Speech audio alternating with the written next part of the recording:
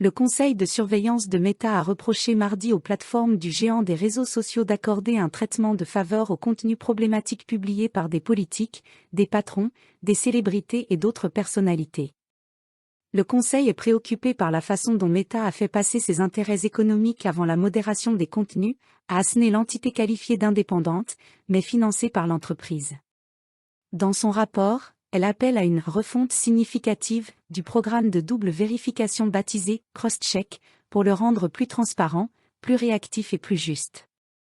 Actuellement, quand des messages ou images potentiellement en infraction avec le règlement de Facebook ou d'Instagram sont signalés, ils sont rapidement retirés s'ils sont considérés comme à haut risque et s'ils viennent d'utilisateurs non connus.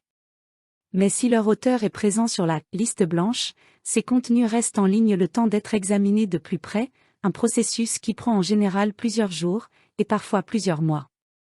Ce système à double vitesse, inéquitable, a donc offert des protections supplémentaires à l'expression de certains utilisateurs, sélectionnés en partie en fonction des intérêts économiques de Meta, détaille le rapport.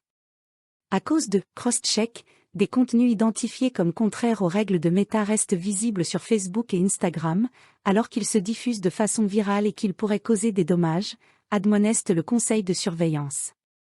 Il recommande d'accélérer les examens secondaires des contenus de personnalités susceptibles de publier des messages importants pour les droits humains, et de retirer ceux à haut risque en attendant le verdict interne.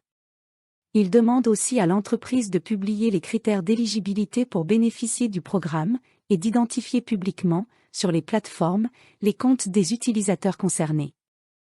Nous avons créé le système de double vérification pour éviter des décisions potentiellement trop sévères, lorsque nous prenons des mesures sur un contenu ou des comptes qui n'enfreignent en réalité pas nos politiques, et revérifier les cas où il pourrait y avoir un risque plus élevé d'erreur ou lorsque l'impact potentiel d'une erreur est particulièrement grave, a réagi dans un communiqué Nick Clegg, le responsable des affaires internationales de Meta. Le groupe s'est également engagé à apporter une réponse plus fournie aux recommandations du conseil de surveillance sous les 90 jours. Cette entité est composée de 20 membres internationaux, journalistes, avocats, défenseurs des droits humains et anciens dirigeants politiques. Elle a été créée en 2020 sur proposition du patron Mark Zuckerberg et est chargée d'évaluer la politique de modération des contenus du groupe californien.